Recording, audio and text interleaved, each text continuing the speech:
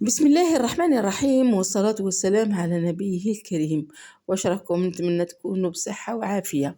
المهم كما راكم تشوفوا اليوم جبت لكم واحد الوصفة ولا أروع، وهي الترفاس.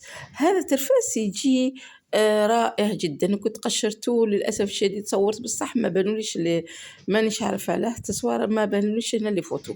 المهم هذا الترفاس لازم تحمل يكون عندك صبر باش تنقيه، ماهوش كيما البطاطا العادية اللي نقوها. بصح عنده واحد المذاق وواحد الجو ما عندي ما نحكي لكم. وايضا هو صحي بالبزاف. يجي باللحم ويجي بالدجاج، لكن يعطي طعم احسن باطراف الدجاج اللحم لازم لا كونتيتي تاع البصل تكون بزاف.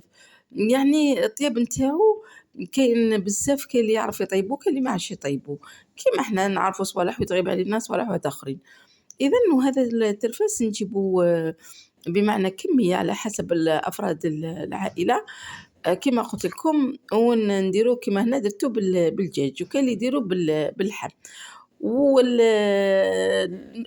كاين أيضًا المرقة نتاعو، كاين اللي يديرها بالكمون بمعنى الدرسة والثوم. بصح أنا طياب الترفاس ما نبغيش لا أصولو أنه ما يكونش فيه الكمون بمعنى والثوم، لأنه لو جو تاع الترفاس كامل يروح، الطعم نتاعو يختلف بالثوم وكذا.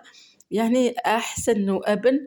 يعني بهذه الطريقة نديرو كيما شفتوا الفلفل الحار، ودرت الفلفل العكري، ودرت القليل من الكركم.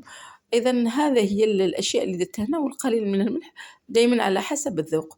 ونخلطوا هذيك الكمية هكذا كيما شفتوا أمامكم، ومن بعدها نديروها نرموها جانبا، نديروه يطيب على الفرن. هنا كنت رايحة نغلق عليه باش درتو في لاكوكوط باش ما يديريش الوقت، لاخاطرش هنا كان الوقت شوية زاربني. من بعدها نجيبو هذاك الترفاس كيما راكم هنايا تشوفوه.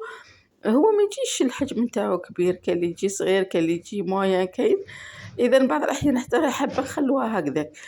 هنايا ولازم هذا كي تنقوه باش ما يكحلكمش، عصروا قطرات من الليمون في الماء، وكي تبداو تنقوا فيه بمعنى تحطوه هكذاك باش ما يكحلكمش. عفوا. كما راكم تشوفوا هنايا راني نقطع في هذه الكمية على حسب أفراد العائلة. اليوم أنا راح نديرو بمرقة حمراء، بمعنى ندير خاصةً يجي بلا طوماط تاع يعني تاع ماشي لا كونسونطري، يعني تاع الحب العادية. لو جو تاعو فما يبان يجي ولا أروع. المهم وكاين اللي يدير المرقة نتاعو بيضة، أنتِ حرة الآن، لكِ الخيار في ذلك على حسب المذاق.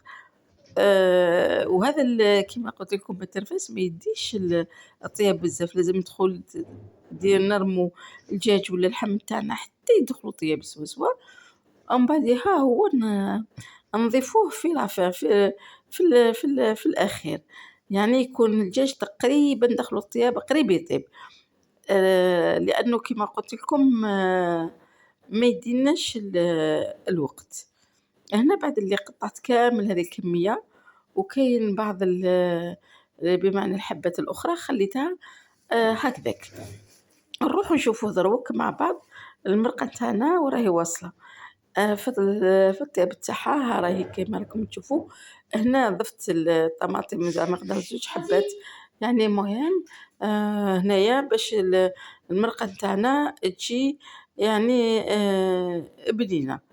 هنا ونبقاو في التحريك دائما، ومن بعدها كيما راكم تشوفوا نخلوه حتى يتقلى. علاه لاخاطرش باه يدخلوا هنايا يعني يجي بنين، ما نمرقوش مباشرة باش ما يجيناش غير ما وصغاريت. هنايا نخلوه هكذاك واحد درتو ل10 دقائق. المهم 10 دقائق كان بمعنى طاب لي يعني كل شيء. أما كيما راكم تشوفوا مازال من يعني هنايا صورت داخل للأسف الشديد.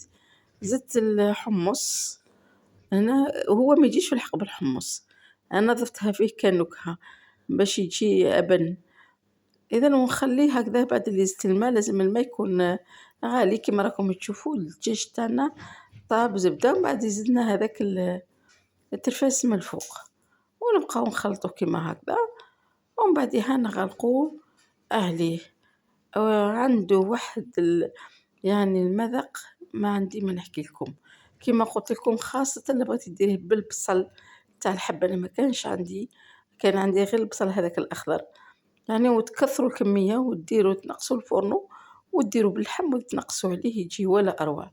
المهم وهنا كيما راكم تشوفوا الطبق تاعنا راه جاهز، راه بمعنى يشهيكم في الجنة. ما تنسونيش بالاشتراك، ما تنسونيش بالدعم اخواتي باش الفيديوهات نتاوعي يطلعوا، وبارطاجوهم ايضا هكذا باش يطلعوا لي ونزيد نعطيكم ما احسن. بمعنى انا كي راني نمد مانيش نمد اطباق خارقة للعادة، راني نمد اطباق اللي يمكن كل يعني مرأة تاع المطبخ الجزائري تقدر تقدمه ديرو فاسيلمون. والسلام عليكم ورحمة الله تعالى وبركاته.